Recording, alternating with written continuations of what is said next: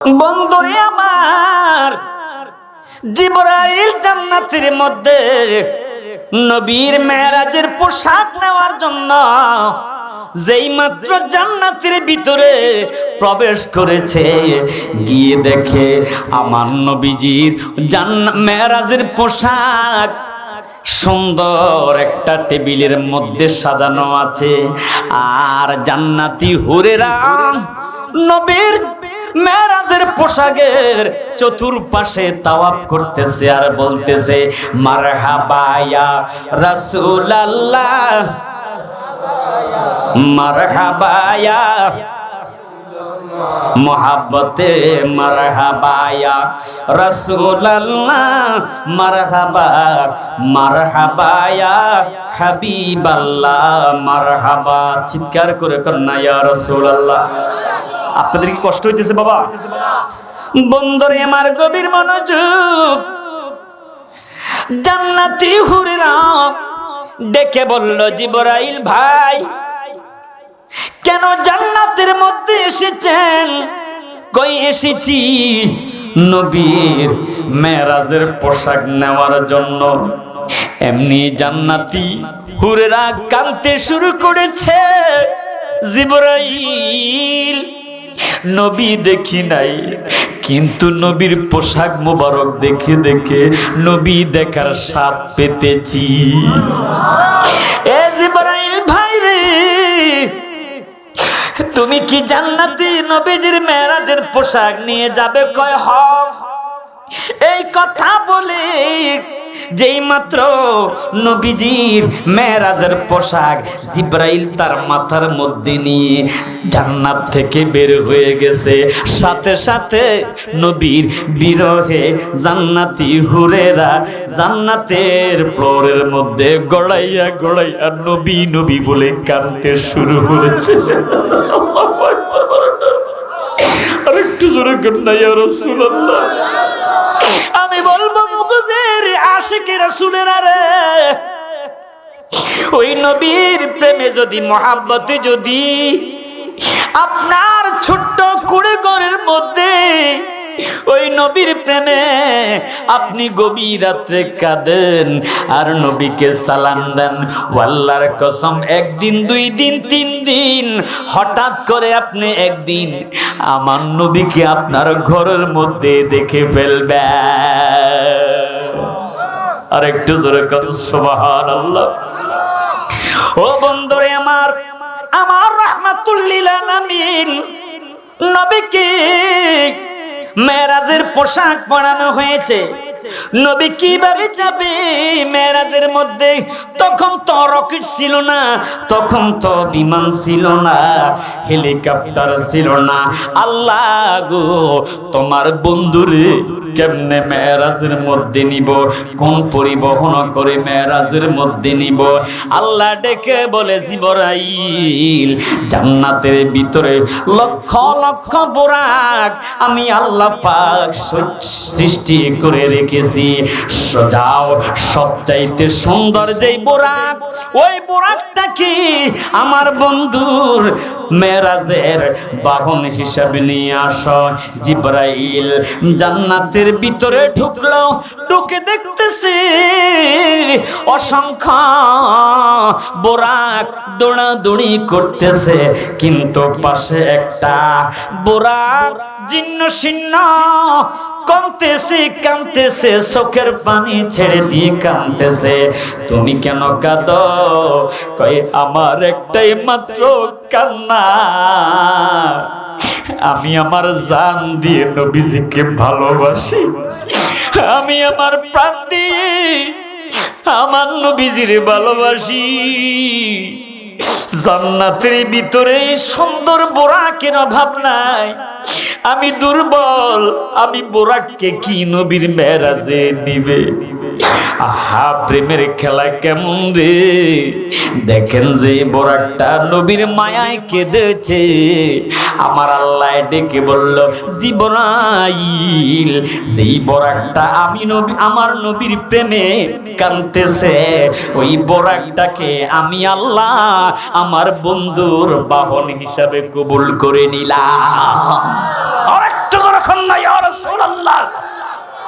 বন্ধুরে আমার, গভীর মনোযোগ, দয়াল নবী, মায়ার নবী, নূরের নবীর সামনে যখন ওই বোরাকটা নিয়ে গেছে, নবী আমার অজু করে ওই বোরাকের মধ্যে উঠবে, তার আগে সিনা সাফ করা হয়েছে। আমার বন্ধুরে, বোরাকের মধ্যে নবী উঠবে, কিন্তু বোরাকটা লাফালাফি করতেছে, নবীকে বোরাকের উপর উঠাইতে চায় না। এরে বোরাক, তুমি এত বড় বেয়াদবি করতেছ। জিবরাইল দেখে বলে, বোরাক রে, তোমার সামনে কে দাঁড়াইছে, তুমি কি তাকে চেনো? যারে আল্লাহ না বানাইলে লাউলা কালামা খলাকতুল আফলাক, আল্লাহ কিছুই বানাইতো না, যিনি সমস্ত উম্মতকে হাসরের ময়দানে তরাইবে, সেই নবীর শানে তুমি এত বড় বেয়াদবি করতেছ। বোরাকের জবান খুলে যায়, বোরাক ডেকে বলে, ইয়া রাসূলুল্লাহ। সকলে আওয়াজ করে কন্যা, ইয়া রাসূলুল্লাহ। নবী গো, ও দয়াল নবী, কেন আমি লাফালাফি করতেছি? আমার মনের কথাটা আপনি শোনেন। তোমার মনের কথা কি কথা? বোরাক ডেকে বলে, ইয়া রাসূলুল্লাহ, কথা দেন, হাসরের ময়দানে আপনার উম্মতগুলো কি শাফাআতি লি আহলিল কাবাইর মিন উম্মতি, আপনার বড় বড় কবিরা গুনাহগার উম্মতদেরকে আপনি নবী শাফায়াত করার পর আপনি নবী বোরাকের উপর সওয়ার হইয়া আপনার উম্মতদেরকে জান্নাতের মধ্যে নিবেন। নবী গো, ওয়াদা দেন, ওয়াদা দেন, আমি বোরাকের পিঠে চড়ে আপনি হাসরের ময়দানে আপনি আমার পিঠে করে জান্নাতে যাবেন, ওয়াদা দেন। সুবহানাল্লাহ বলেন।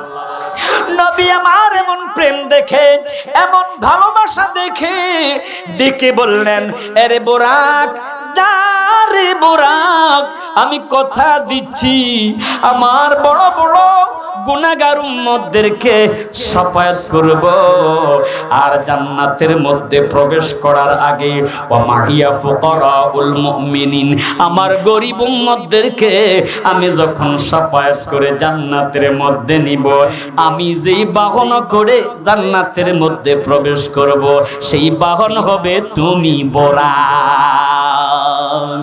সোনার মদিনা বহু দূরে, বলেন বলেন, সোনার মদিনা, জবান খোলে, মাশাআল্লাহ।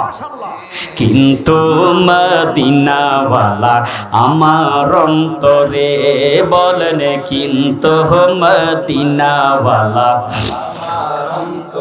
যে আমার অন্তর জুড়ে মদিনায় আছে রে, অন্তর জুড়ে মদিনায় আছে রে, মদিনা মদিনা বলে জিকির করি রে, বলেন, মদিনা মদিনা বলে। আপনাদের কি খারাপ লাগে বাবা? যে গিয়েছে একবার সোনার মদিনা, তাহার মনে আর কোনো দুঃখ রইল না। আওয়াজ করে কোন ঠিক না বেঠি? মক্কাতুল মুকাররমায় হজ করে মদিনায় কে গিয়েছেন? হাত তুলে দেখান। আহা, সুবহানাল্লাহ কন্যা, মারহাবা মারহাবা। 1 2 3 4 5 6 7 8 9 10 11, আলহামদুলিল্লাহ আলহামদুলিল্লাহ। বহু হাজি সাহেবরা আজকের মাহফিলের মধ্যে হাজির।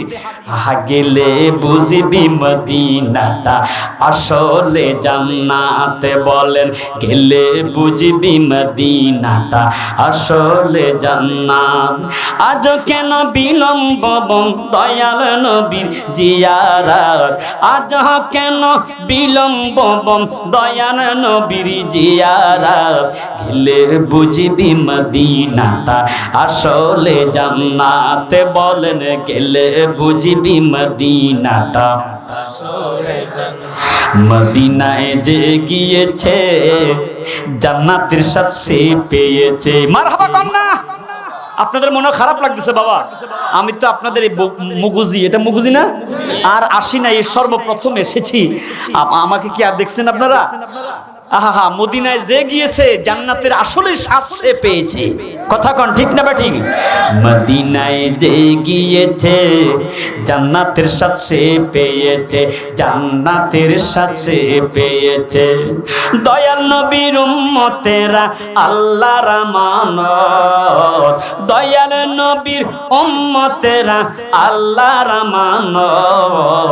গেলে বুঝবি মদিনাটা আসলে জান্নাত, বলেন গেলে বুঝবি মদিনাটা আসলে জান্নাত। আওয়াজ করে কোন সুবহানাল্লাহ। আর একটু জোরে কান্না ইয়া রাসূলুল্লাহ। কেমন নবীর উম্মত আমরা হয়েছি।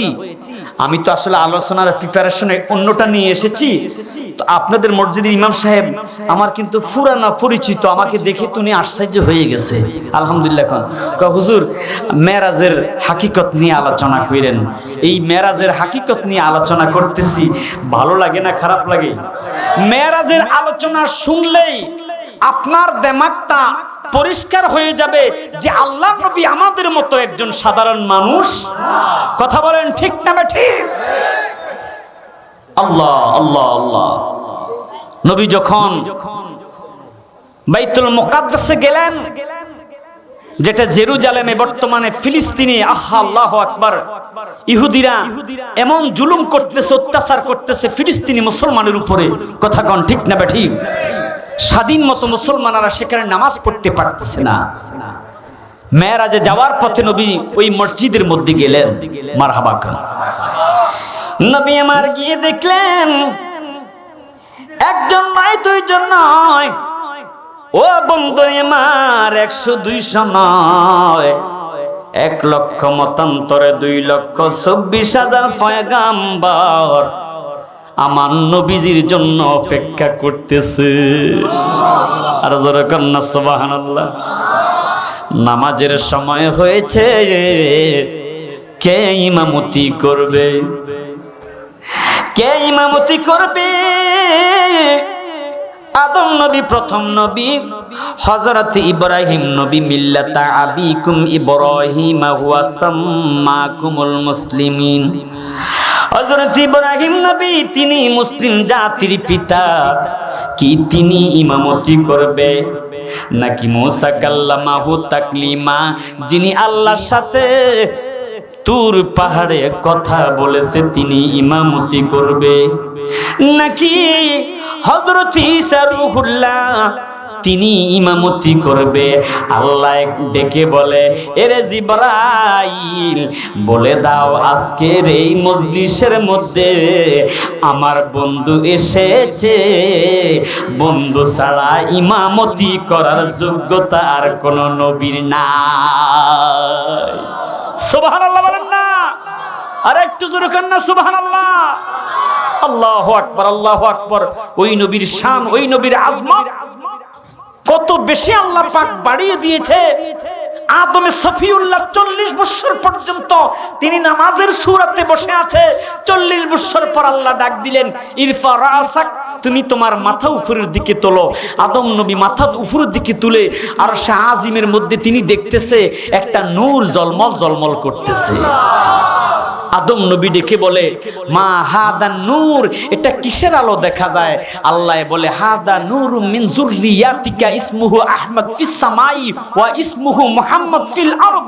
এটা এমন একজন নবীর নূর যারে আমি না বানাইলে কিছুই বানাইতাম না। ওই নবীর নাম আকাশওয়ালাদের কাছে আহমদ, জমিনওয়ালাদের কাছে মুহাম্মদ। আর জোরে কান্না সুবহানাল্লাহ। সাথে সাথে নবীর নাম শুনি তিনি বললেন, ইতিনি, আল্লাহ ওই নূরটা তুমি আমাকে দাও। আল্লাহ পাক বলে, দিলাম। নবীর পিঠের মধ্যে ওই নূর, হযরতে আদমে সফিউল্লাহর পিঠের মধ্যে যেই মাত্র ওই নূর মোবারক দিয়েছে, সমস্ত ফেরেশতারা আদম নবীর পিছনে যাইয়া আদম নবীর পিঠের মধ্যে সুমা খাইতে শুরু করছে। আল্লাহ কেন চুমায় ফেরেশতারা কয় আমার আখির জামানার নবীর নূর তোমার পিঠে দিয়েছি। আল্লাহ গো আমি তো দেখি না, আমার সামনে এনে দাও। এবার আদম নবীর পিঠ থেকে যখন আদম নবীর কোফালে আমার নবীর নূর এনে দিয়েছে, সমস্ত ফেরেশতারা আদম নবীর কোফালের মধ্যে সুমাইতে শুরু করছে। দেখে বলে আল্লাহ আমি তো তাও দেখি না। কয় তোমার যেমন ফরিয়াদ তেমনই তো আমি দরখাস্ত পূরণ করতেছি।